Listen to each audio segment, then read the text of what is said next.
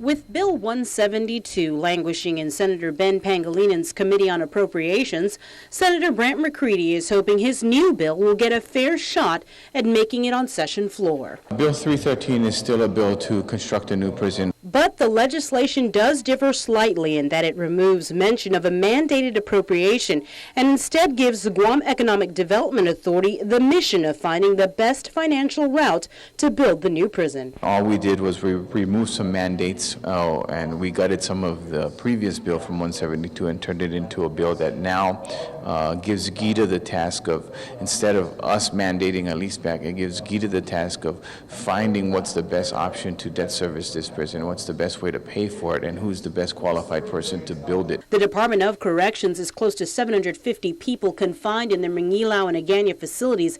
That is way over their max capacity of 440 persons. DEPCOR's facilities were built in the 1960s. According to news files, the agency has been under a consent decree with the feds for more than 2 decades. The fear of senators like McCreadie is that if the overcrowded and deteriorating conditions persist, the DOC could fall under federal receivership.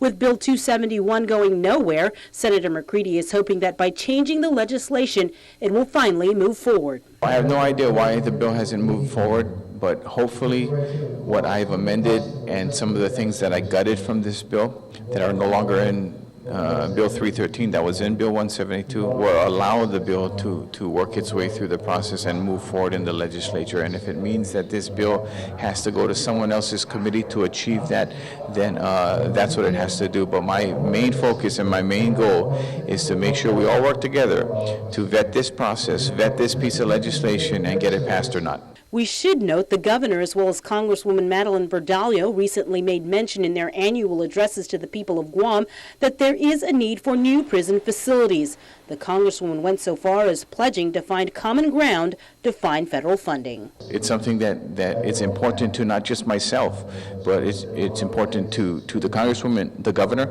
and it's important to the public safety of this island and our community.